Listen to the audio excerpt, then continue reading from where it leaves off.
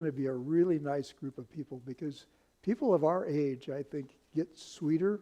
Now, you always hear about those old ladies or those old guys that the guy runs across the yard or kids are out playing and they throw a rock at them or something, but you don't look like you're those kind of people. You look like you're pretty good folks. I'm excited to be here today. Just a little background. I married later in life. And I think I was 30, I think, if I can remember right, I was 34 when I got married. We had infertility issues. And so we tried for 10 years before we had our first child. Well, then we had our first child, Maddie is her name, and we couldn't have any more kids after that, and we continued to try. I remember having to take an orange and practice shooting a needle into that because I was going to have to administer some things to my wife for that treatment. But, we started building a house. We just gave up on having kids. And we moved into an apartment after we sold our house. And one day my wife said, I just haven't been feeling very good. And I thought, well, honey, and I kind of looked at her twice. And she got upset with me because she'd kind of gotten over it. She had to. You kind of have to grieve through and move on. And that's kind of why we were building a house out in the country and let's just start fresh. Well, I said, maybe you just need to take a test. And so she had one in the bathroom. It came out positive. And she wasn't willing to believe it. I said, just try it again, positive. So I said, go to the doctor tomorrow and just see. Well, I came home the next day after work, and I opened up the door, and there were balloons all over. We're pregnant. And so I'm a little bit in a unique situation because all three of our kids, we have three kids living at home with us right now. They're all dependent upon us. They're all special needs kids. And I'm 72. I'm still employed full-time with a lot of responsibility. And God, I think, just gave me wisdom when I've been running for over 40 years. But when I was around 50, I started working out every day. God just helped me know I needed to begin to prepare because I'm kind of in a unique situation. And I'm not ready to retire. I just feel like I've got more in me to give. I'm not ready for that. The day will come, and it probably won't be an easy day.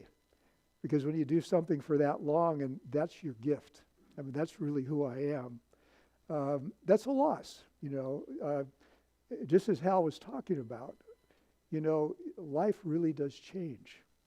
And so today I really want to talk about resilience. Martin and I had talked about doing some thoughts on relationships. But as a therapist, I see people with problems all the time, every day, one after another. I make a living off of trying to help people work through their problems. And lately in the field, there's been a lot of emphasis upon resilience. Now, when you think about, the Iowa women's basketball team, I imagine some of you, probably almost all of you, have been following Caitlin Clark and all that. Well, when they played UConn, University of Connecticut, they were down by, I think, 10 points, maybe 12 points. And they scratched their way back till they were ahead by 10 points. Now, then they lost some of that, and they were ahead by a couple points and finally won the game. But see, resilience is really coming to understand how do I adapt to the changes in my life so that they don't overwhelm me. I always tell people when, if you're out in the ocean, your ship went down, you're out in the ocean, you're in deep water. You'll be fine until the water gets in you. And circumstances, changes, have a way of finding their way in and changing us. And once they begin to change us, we're beginning to sink. And that's a real problem. We have to really protect ourselves. So resilience is a big deal. Learning how to adapt and adjust. Now, the good thing, what I was thinking about, what I was going to say to you guys, what we've been through. I was thinking about how life was for me when I was a kid, in grade school. Grade school was right across the street from me. I just walked across the street there I was at. But we never thought about safety issues. We never thought about drugs, all that kind of stuff. When I was in grade school, the biggest issue that schools had was kids were chewing gum, throwing spit wads. talking in the back of the class, running in the halls. There were not the kind of, I counsel teachers now, and I don't know how they do it. I mean, there are behavior problems like crazy anymore in the schools because parents are on drugs. You know, back when I was a kid, when you were kids, we didn't think much about marijuana or drugs. There were some alcohol issues when you were in high school, always. But it was a different time. Now, you know, if you think where you guys have come from and where our culture, where our society is now, talk about resilience. Now, I'm not going to get into politics today because you could easily kind of get out into that. But where we've come from was a different world than it is today. And the older you are, the more different it was. I remember my dad got out of the Navy, and he was into electronics in the Navy, started a TV appliance store. And we were the first family, I think, in town that had a color TV. I remember when the milkman would come by in the morning and put milk in our box on the porch. I mean, younger people are like, what? What are you talking about? It was really a different time. But see, you've come from there, and you're all the way here. Think about technology. I mean, you guys had to learn how to do all of that stuff. The people I hire, I've hired younger people now because we need younger therapists, and they're just grown up on this stuff. They don't even think twice about it. There's no change for them. They've been used to it all their lives. You guys have had to figure out cell phones and internet and iPads and all that stuff, social media. I mean, my gosh, what a change there. But you know, when you think about it, you know, nationally, we've been through assassinations in our country, natural disasters in our country, wars, technological change I mentioned, political extremes, even back Vietnam War days. I mean, there were protests on campus and students were killed by National Guard, Kent State. But fast forward that to today and incredible political challenges. You know, the Cold War, recessions. Think about all, I'm starting to get tired. Think about all that we've been through. You've been through a lot.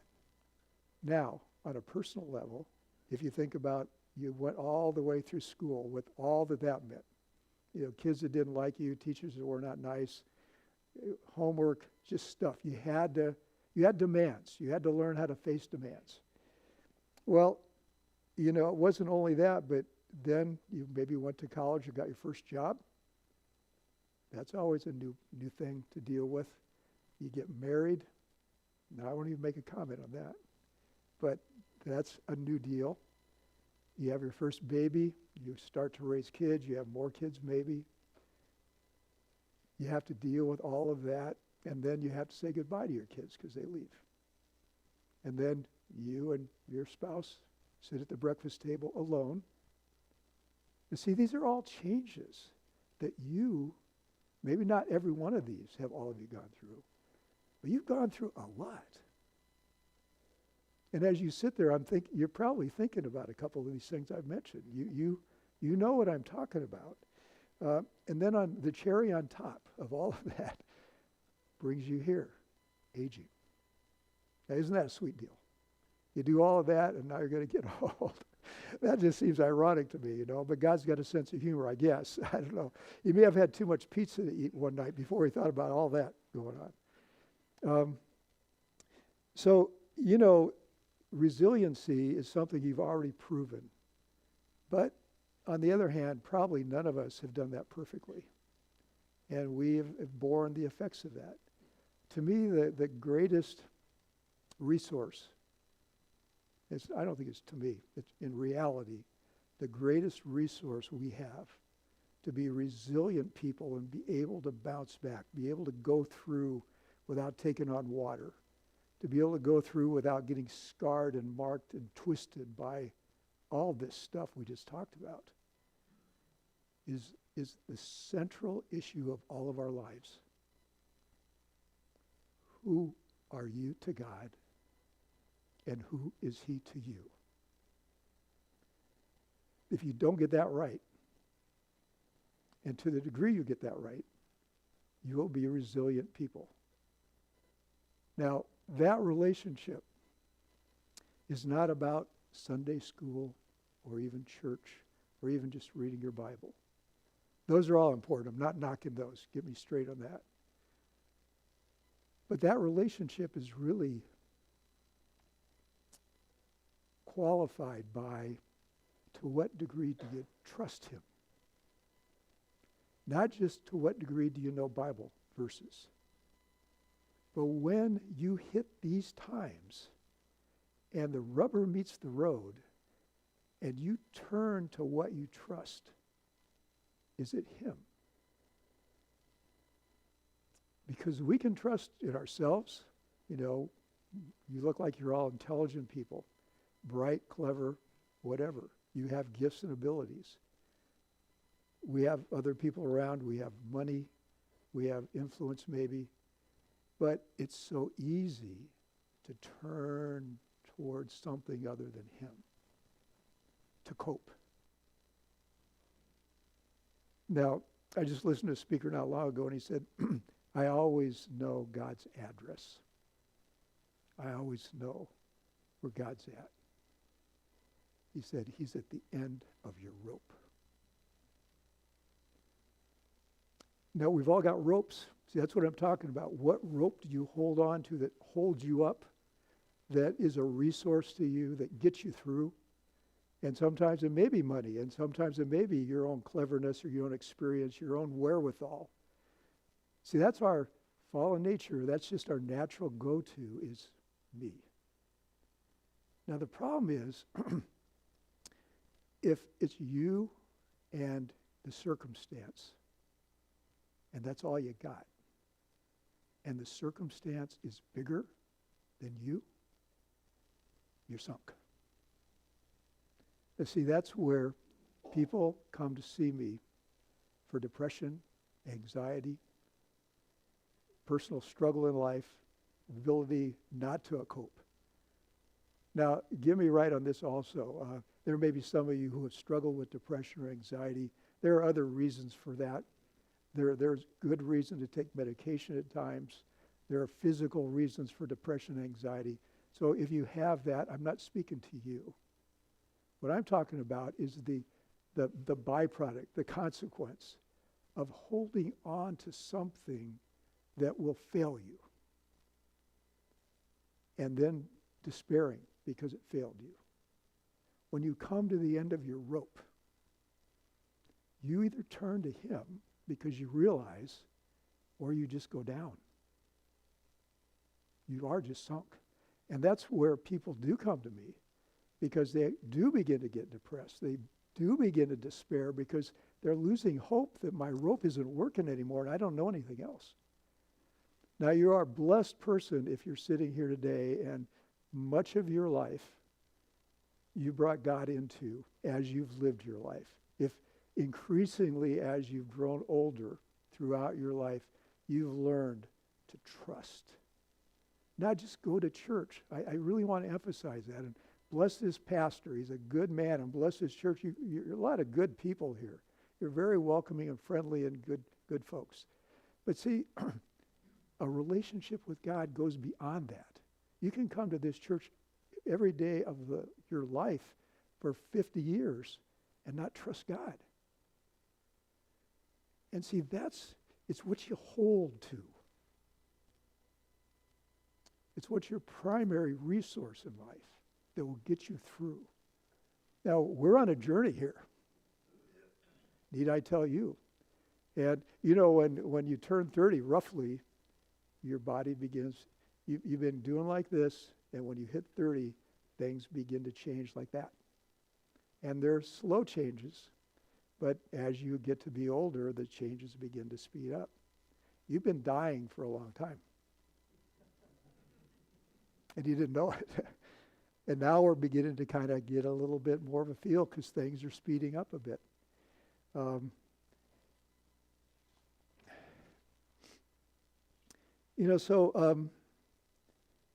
I think one advantage to aging is that you have been building a history with God through all those years. Now, imperfectly. I mean, we're not Jesus. But to the degree that we've learned to trust him, we've seen him. The reason why we trust him is we've seen him come through. We look back over our lives. That's what I'm talking about, building a history with God. You look back over your life, and you remember this and this and this. David, when he was going up against Goliath. Now, see, David had lived a life prior to Goliath. But then Goliath came. And he was prepared for Goliath. What he'd experienced in his life with God prepared him to face the biggest issue of his life and of the nation Israel. A lot at stake there. Sometimes you come into moments in your life where there's just a lot resting upon you handling it well. Aging, I think, would classify as that. And so David, when he was going to go up against Goliath, they said, "You're crazy, you can't do this." And, they tried to put armor on him. Saul would say, "Here, take my armor." And poor little David was just overloaded with that. And what David went with is what always worked for him. He just took out a few stones in his sling. What he knew, how he had coped before. But see, that was part of it. That's what he did. But his chief resource was the same God who helped me kill the lion and the bear is the same God that will help me take this uncircumcised Philistine today and save the nation of Israel. The same God who did that will do this. I'm not afraid. I've come to a place of trust. And where there's trust, there is a level of peace. And Lord knows that we need peace in this world. It's our anchor. It's our stabilizer. It's the core issue of resilience, of making it through. Now, when I work with people, I always, if you're a good therapist at all, you'd like them to be here. But they come in here. And so part of your job is to locate just where are they at. Because you got to come down and then you got to work with them where they're at. You don't try to get them to do this thing. You come down. It's kind of the Jesus thing. While we were yet sinners, he came. He did exactly what we needed him to do. He did exactly. The answer to our deepest need in his wisdom, he knew what it was. I have to send Jesus. I have to have my son come and do for them, do for you, do for me, exactly, precisely the only thing that could be done.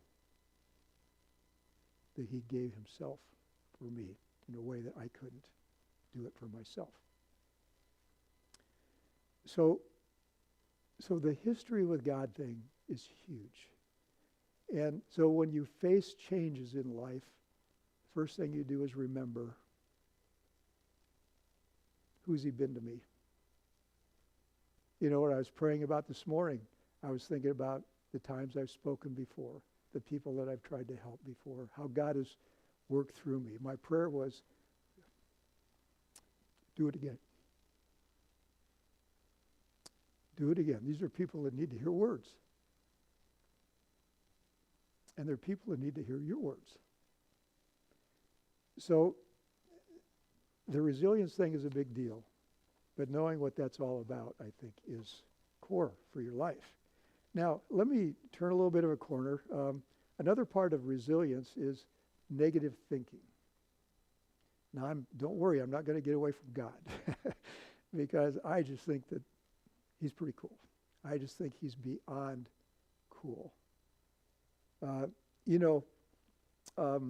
My uncle used to love cars, and he taught me a lot about cars. He was really into antique cars, newer cars, whatever. And he'd visited like Detroit, and he'd even met with guys at Ford Motor Company and designers there and stuff. And I remember how he would talk about the teams that they put together to design a Ford. Now, if we want to elevate it, maybe we talk about Mercedes here or Porsches or something. But the main thing is that there was a lot of thought went into how do we make this vehicle in a way that's safe, in a way that it drives well, that it's intuitive, that it works, that it's comfortable. All the systems in a vehicle, the heating system, cooling system, turn signals, lights, you name it, there are all these things that go on in order for this vehicle to operate. Well, if in human wisdom people have been able to put together that vehicle and it works, think about our Father, who spoke words that were filled with something more than what we'll ever grasp. But they were like filled with instructions on how this whole thing was going to be. He just spoke words, but they were full of more than just sounds coming out of his mouth. There was power, there was wisdom, there was something that filled those words. Now, if men can make vehicles that work, then what happened when the key thing that God created was human beings? What happens when he invested his heart and mind into creating us? What wisdom did he put into that? We're the pinnacle. I mean, a planet isn't a pinnacle. Comet. Nope, asteroid, sun, moon, stars. We were made in his image. He didn't say that about anything else. And far from ever saying that anything else was his son or daughter. Well, what is that? My Father is him. So when he stopped to think about how he was going to make you guys, he knew you would start here and you would end here, somewhere in this range. My time, I love that verse, my times, the whole deal, are in your hands, O Lord. All of it. My life is yours.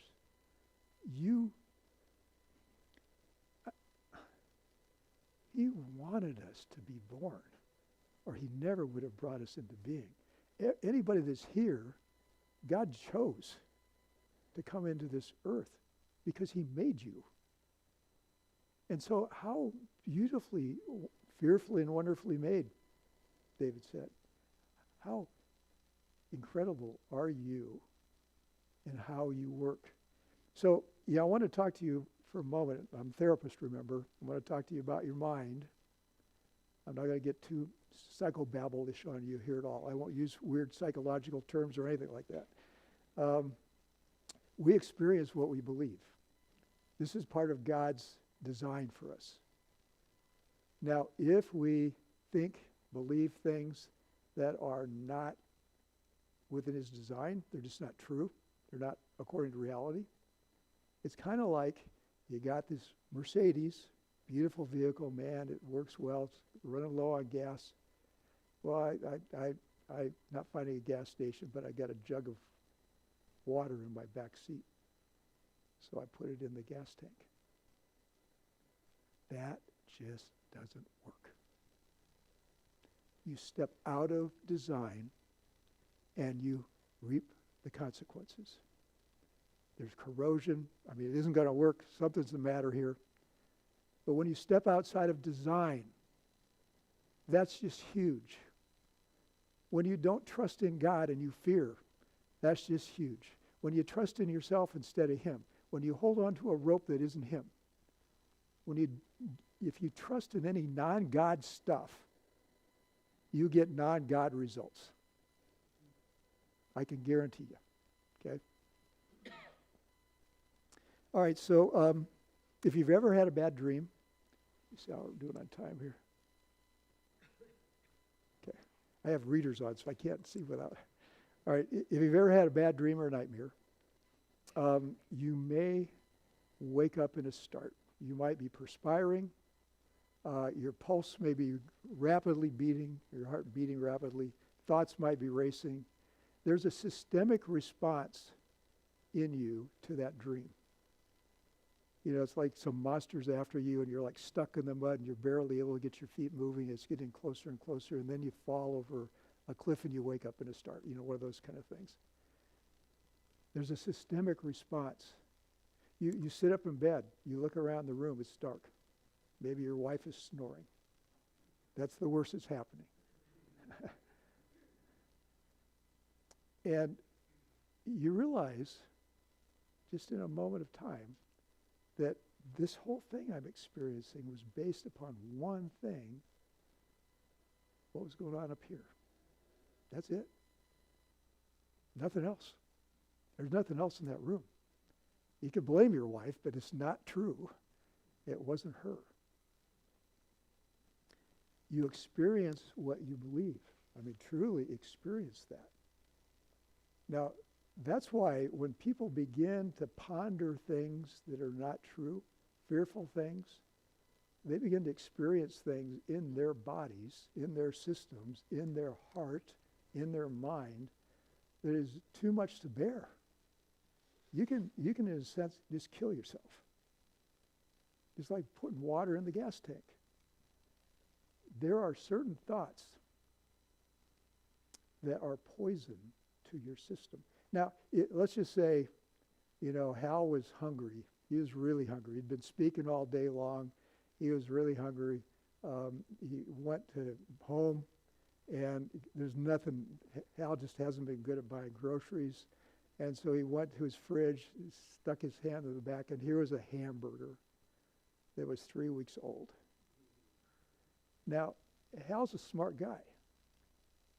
And he knows he's hungry, but he also knows if he eats the hamburger, he's going to get really sick. Now, see, what we don't get is that we get that. We wouldn't do that.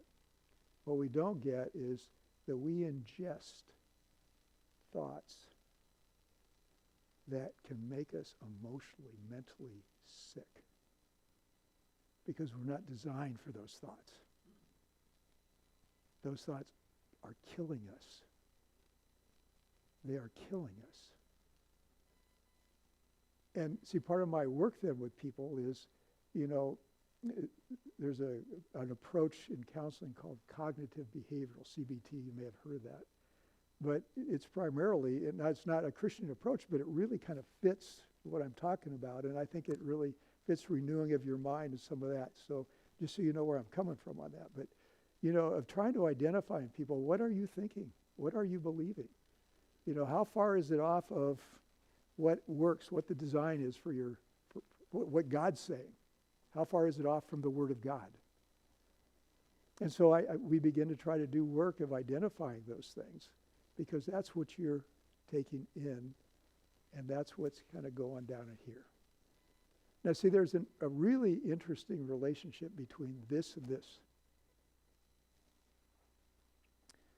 You know, when you meditate on the Word of God, and Chris may have preached on this over the years, but when you meditate on His Word, you know, you're really looking at it, you're trying to understand how it applies to you, what it really means. Well, one of the purposes for meditating is that it begins to get down into your heart. And, you know, the sower and the seed, you know, what's in your heart begins to root itself. And it actually, your heart begins to identify what's in it. That's where your character comes out of. It's what grows in you, and it's just part of you, just who you are. Well, this is the gateway to that.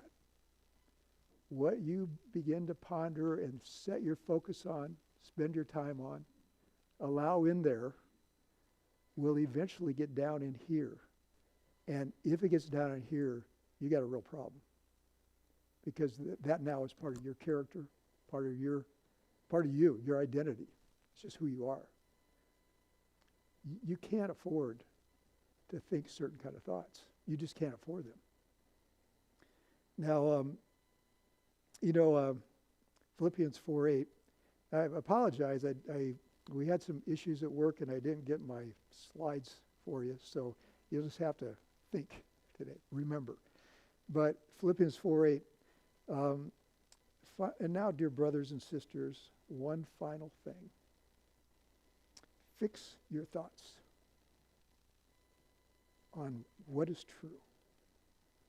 I could just stop right there, because that's really what I'm talking about. What is true means here's what reality is. I mean, this is the real thing. We wonder meaning of life and all these other kind of things. There is truth. There is reality. It's the way God designed things to work. And his word is his way of helping us understand. Here's the way it works, guys. You would not necessarily intuitively know all of this, so I'm going to give it to you. You wouldn't know that I made you because I wanted to, because I really loved you before you were born.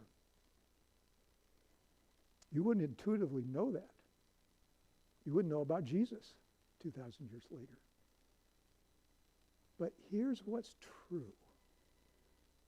And the more you can line up your thinking, and that's what we're talking about right now, the more you can line up your thinking on what is true, the more you have peace.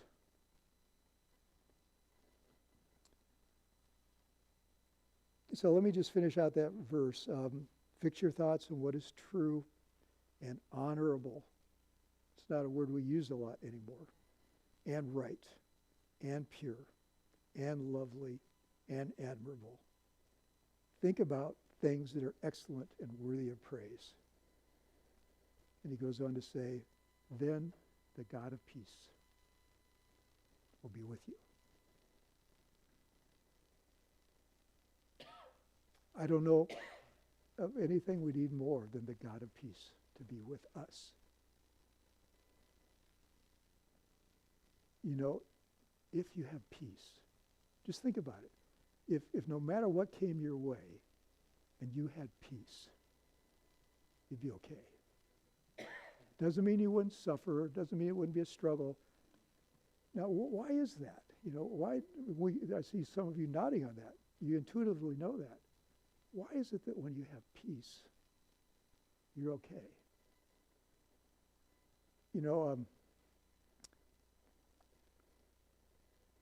I think it's kind of like, when you're working a puzzle and so it just fits. You find the piece in it. You're looking all over and finally you see this one and it just fits. When you're in line with God's design, there's just a fit. And peace is a reflection of the fit. It just works. It's like the car when you turn the key, it just works. Because you didn't put water in the gas tank. Hello. Don't do that, by the way. That's just not smart. Especially if you got a Mercedes. Don't ever do that. All right, so just on the heart for one more moment here, but Proverbs 4:38, guard your heart. Now I'm going to give you kind of the Hebrew of it. I've kind of studied this a little bit because it's really central. And as a Christian therapist, you ought to know a couple things about the heart and the mind. It's really like core at what we do. And so guard or keep your heart above and beyond everything, anything else you guard. Now that's kind of a big statement right there. Because what that means is it's more important than your marriage or your kids or your work or anything else. And I'll tell you why in a second, because that sounds like a pretty big statement too. In a way, hold on this, but in a way it's even more important than your relationship with God because it will affect that. So hold on, okay, that's a big statement too, but let me develop that a little bit. So guard or keep your heart above and beyond everything else you guard because, now he's going to give you the punchline. Now in the New Living Translation, which I think really kind of gets at this thing. I've read a whole bunch of translations on it. This one I really feel like gets it, because it determines the course of your life. Now that's a big statement. Now what that means, what it doesn't mean is that it determines your circumstances. It doesn't do that. You will have circumstances independently of anything you have going on in here. What it means is it determines your response to your circumstances.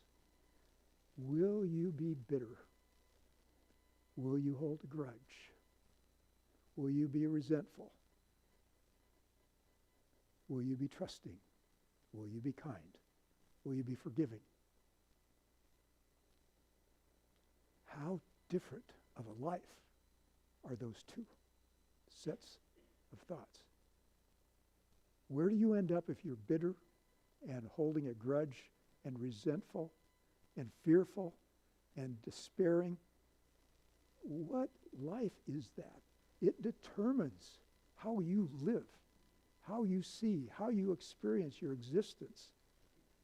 All of that comes out of your heart. But, back to your mind, this is the gateway to this. Because what you meditate on, and worry is a form of meditation. You do the same thing, same principle, same process. You roll it over and over again. You're looking at it from every different angle. You're trying to figure it out. You just get obsessed with thinking about the problem. And that eventually gets down in here, and it belongs to you. And one way you can tell is that you're anxious, you're fearful, you can't sleep at night, you got this thing going on. See, those kind of thoughts don't fit in with think on these things. Fix your mind on these things. It doesn't fit. So what happens? There are consequences to that. It's the water in the gas tank thing.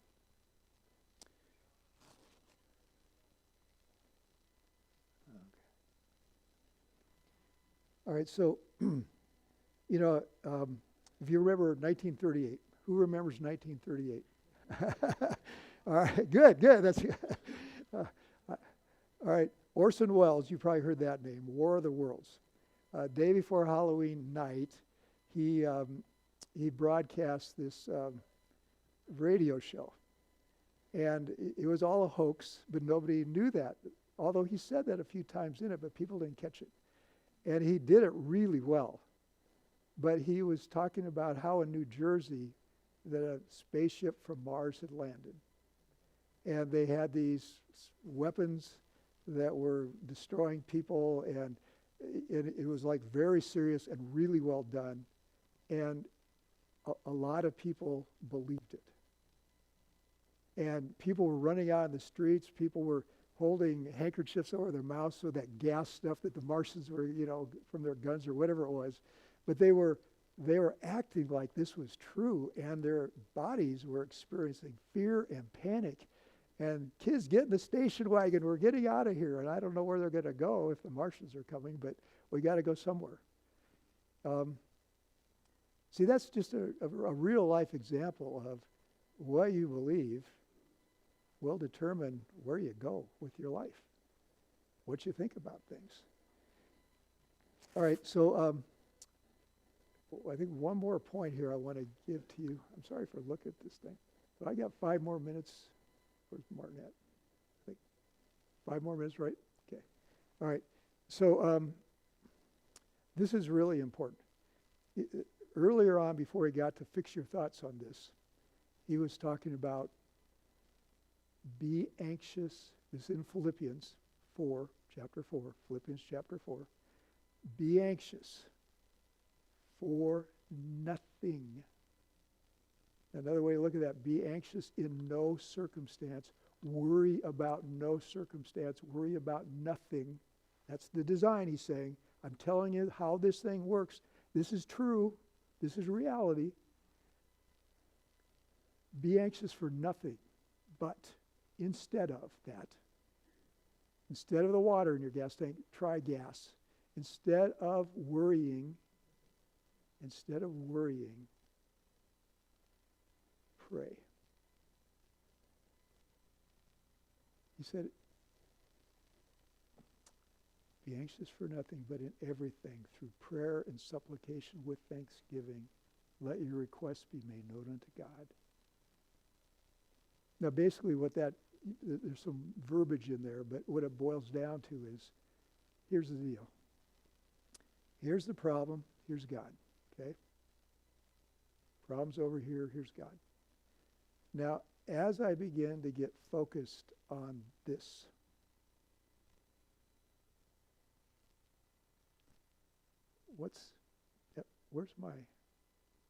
where's God? I turn my back to him.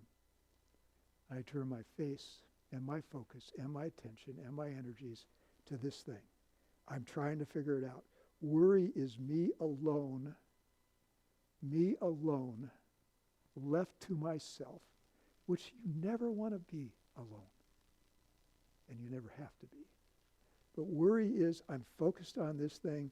I can't see God. It's clouded my vision. Here's my face. This is my focus. This is where I'm going with this thing. And he said, don't ever do that. It separates you from the only one that will help you. And he said, so instead of doing that, turn this way. Try this on for size. So watch what happens. You know, out of this comes anxiety, depression, all this stuff. Okay. Check that out if you want to. But here, try this one on for size. If you turn to him and you focus on him and you give him your words and you thank him for your history with him, you have always helped me out. You have been a good father to me. I remember this and I remember that. You've had my back when I didn't have it myself. I remember you, and I'm turning to you. Now it says, when you do that, now this is the good part. Talk about cherry on top here. The peace that passes all understanding. It ought to be that given this, I'm feeling this way. You know what true spirituality is? True spirituality is that I've learned that I've got a pipeline to a resource that is not of this world. I have a peace that doesn't come from anywhere that I can find. It's from beyond this world. That's why it's beyond my understanding. It shouldn't have this peace. But no, I do get it. Because you've done that for me before. And if I've got peace, I got him. That's the evidence that I've got him, is when it's a fit. I'm in right relationship with him. Not just I'm going to heaven, I'm walking in right relationship with him. There's a fit, the puzzle comes together, I have peace. When I'm over here, the puzzle doesn't come together, it's a mess, it's chaotic, I have anxiety, depression, struggle. It's not the way things work. This is, and I get peace. So I just want to close. I think I'm right there. Let me just give you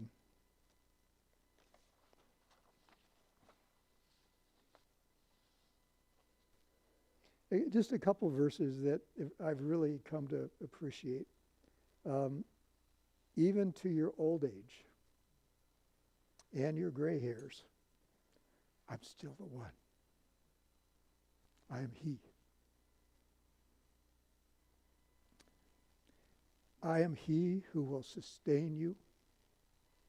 I have made you, and I will carry you. When you can't walk, when you don't have the strength to carry yourself, physically or whatever way, I will carry you. I will sustain you, and I will rescue you. That's who I am to you. And that's who you are to me. Though I walk through the valley of the shadow of death, that's where we're at. You can feel that. We're on a journey. And see, he's talking about the valley. It isn't just like you're in this place. You're walking through this time. And it's not like mountaintop. Now, there's a lot of good in it. And a lot of research shows that it can be a lot better than what people have said about old age. And you guys are real examples of that. But you're on a journey, and you're walking through, and you feel there's a shadow. It's not here yet, but it's not far away. Because we're in the shadow of it. Can't be too far away. But we don't know how long it's going to take. And I think this whole thing that I'm talking about is simply preparation for heaven. We are learning, hopefully, to trust him. Because when we get to heaven, he's going to be all we got. And that's the best thing. We need to learn a bit more of that here, to be stripped of our own self-reliance, self-dependency, because when we get there, that stuff's all going to go away. But you have to believe that there is meaning to this life. When you go to the next one, it's not like nothing mattered here. How far you've developed in trusting him and walking with him, there's going to be something that matters of that that's going to be translated over here. This all matters, what we're going through. There's not a day of your life that doesn't matter. And so learning to trust in God, I think, is just core. And the bottom line, he said, I will fear no evil. Why? What's the punchline to that one? Because you are with me. That's the moral of the story. That's how we're resilient. That's how we bounce back. That's how we continue on. That's how we're sustained. He even said that right there. And here's the last thing I'm going to say, and then we'll close. Later on it said, you prepare a table before me in the presence of my enemies, no matter what's around. Circumstance, what's around. What's around me. No matter what's around you, no matter how big the enemies are, he said, sit down. I will nourish you. I will feed you. I will sustain you. I will protect you. In the presence of whatever enemies you have in body around your life, I'll take good care of you. So, do you mind if I just pray before we close here? Father, you're just good beyond our understanding. And I pray for all of us that we would understand more and more. And hopefully what we've talked about this morning would be a little bit of that. But Lord, you know the unique challenges that come with aging. You know completely. And you know our needs. You know where we're at. You know how we've coped up to this point and what works and what doesn't. And I just pray that we're not done learning how to live. We're not done learning how to come in line with truth. We're not done that. We have lots to learn about reality still. And I pray for all of us, Lord, that you would give us the grace, the ability, that you'd enable us to walk with you more deeply, to trust you more profoundly, because we will face profound things at times, and we just need you. So thank you for these good people. I pray whatever I've shared today that is of you, that it would sink in their hearts, and that you would build upon it, and that they could take this home with them and take it into their lives. So bless them, Father. Bless each one of them. In Jesus' name, amen.